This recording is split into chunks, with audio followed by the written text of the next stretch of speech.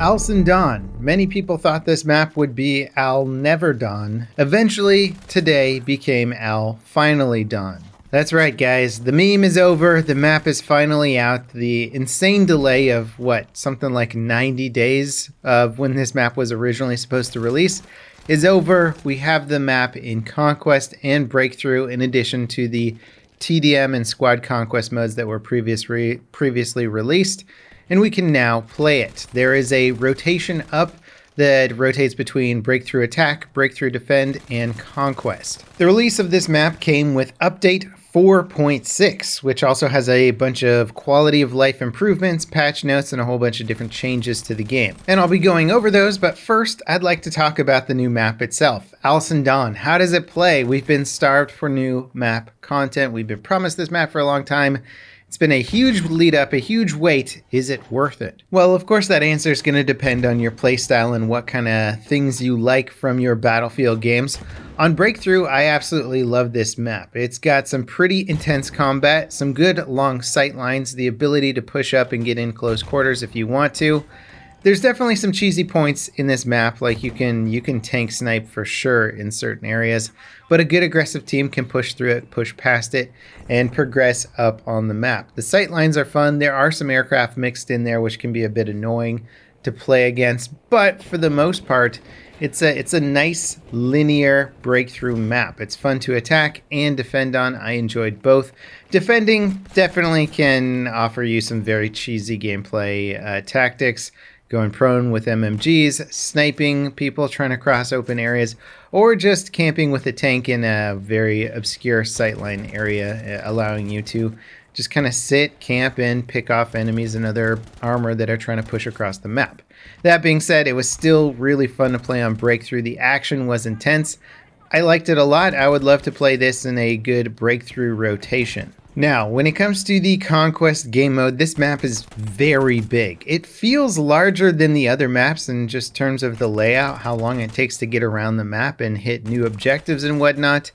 It's slow. It's slow in Conquest. I feel like this map might be really fun for pilots just because you can get around the map quickly. It's kind of a big desert map, so it should be easier to spot tanks and other things moving across the desert floor.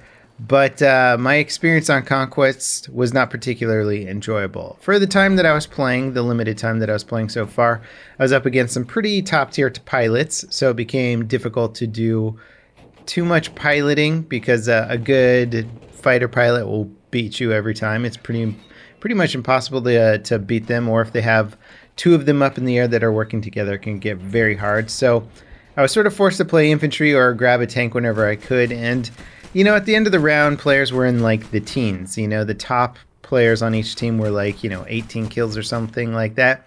It just felt very, very slow paced. There didn't seem to be enough action. And when comparing it to something like, say, Panzerstorm, which is also a very large map with lots of tanks and lots of airplanes, at least there's some central points where there's a lot of infantry combat and a lot of action happening on a much more regular basis. In this, I did not necessarily find that. The action felt much more slow-paced.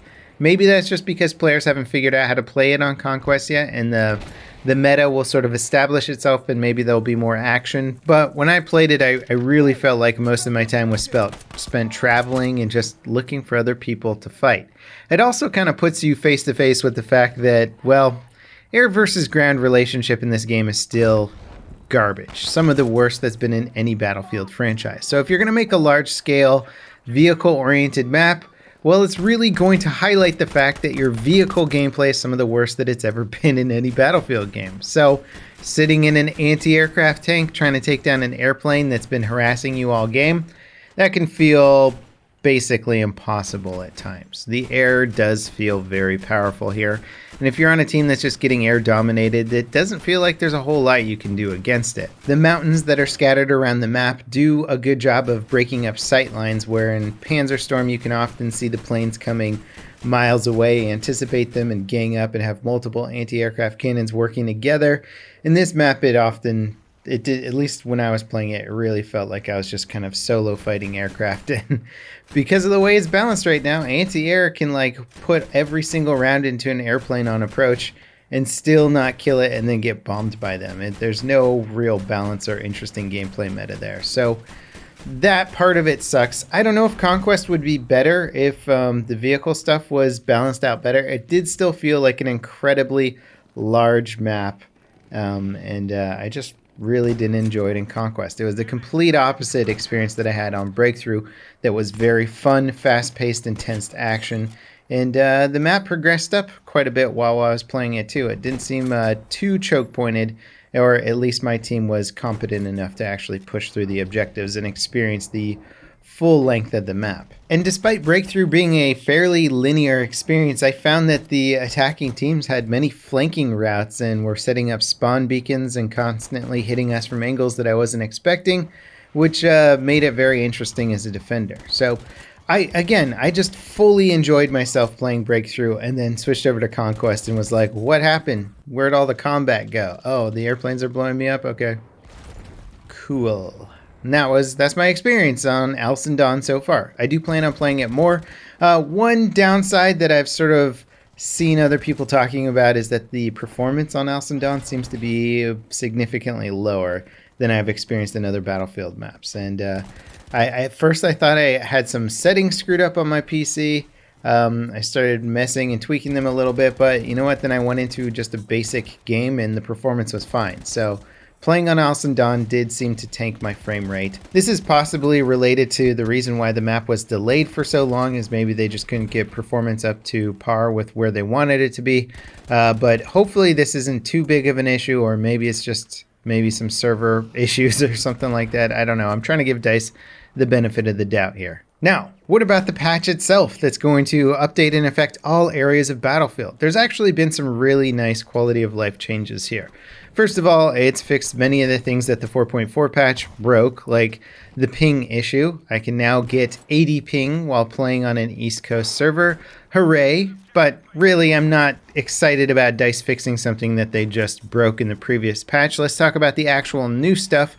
There's a lot of new UI elements. Now we have icons on the minimap, finally, for med packs and ammo crates. It should be much easier for you to quickly glance at the minimap, see if anybody's put down an ammo crate or a med pack near you, and you can go over there and refill and rearm. This is such a necessary feature, especially with DICE having implemented attrition. The fact that this is just coming in now is way too late, but man, it is nice to have it there. This is probably one of the best updates of 4.6. There's also a bunch of new icons showing needed ammo or needed health and stuff like that. Just more quality of life UI updates that should better cue you into who needs health, who needs revives, who needs ammo, all that kind of stuff when playing support and medic players. And you can now do a better job of requesting it and it'll show up differently. So there's just a bunch of UI changes. If you want to read through all the little details in the patch notes, we'll have that linked. Another really good change is a buff to pistols. Well, most pistols. The 1911 and the other semi-auto pistols have gotten damage drop-off buffs. So basically the 4-shot kill range has been extended on most of them. This is great. I've been honestly bitching about this since launch. The pistols have been so painfully underpowered. The only ones that people were using, because it was like the only one borderline usable, was the revolver. And DICE has been nerfing this because they've seen, I'm guessing they just see a lot more people using the revolver than anything else. And it's not that it's overpowered, it's that everything else was so painfully underpowered. But DICE nerfed the revolver this patch again, which makes absolutely no sense to me. They nerfed the damage drop-off, which is, like, I already thought the damage drop-off needed to be increased on it. So I don't know who's doing the weapon balancing over there, but they got some weird ideas about what is overpowered. Friendly flares now show up on the minimap. Slowly but surely, Battlefield 5 is becoming a big boy and getting all the features that its predecessors have had. And as much fun as I'd like to poke at DICE for this, it's still nice to finally have it in the game. The Carabin 1938M, the somewhat newish semi-auto rifle for the assault class, has had a recoil buff, so it should be easier to control. I tested it out a little. If you liked it before, then you'll probably still like it. If you didn't like it before, you're probably still not going to like it because its reload is trash. The Gewehr 1.5 got a recoil nerf, which I think a lot of people were kind of upset with and maybe even surprised by. I was a bit surprised by that. There's been a whole plethora of small little quality of life improvements, smoke effects used to identify enemy or friendly artillery barrages now have different colors to them. So it's a little bit easier to sort of quickly at a glance determine enemy and friendly artillery. There's been a slight change to prone mechanics. So basically you won't be able to turn around so quickly if you're prone on the ground. This will affect MMG players as well. Basically, if somebody's sneaking up behind you and you're prone, you can't just whip around and basically engage them right away. There's going to be a little bit of a delay to that to try and make you, I guess, better anticipate or camp harder. I'm not really sure. Unfortunately, not a huge MMG balance change this patch. I was kind of looking forward to it. There's been a few comments by the community manager saying that they're working on some changes still, and they're just worried that if they implement them right away and they're not fully balanced, then it could drastically switch the meta behind them and make them way too powerful or way underpowered or whatever. So I guess no big changes to MMG gameplay this patch, which is disappointing. But other than that, this is a pretty good patch overall. I think we're going to be seeing some new content in the very near future, so stay tuned. Thanks for watching, guys, and I'll see you next time. This is Level Cap signing off.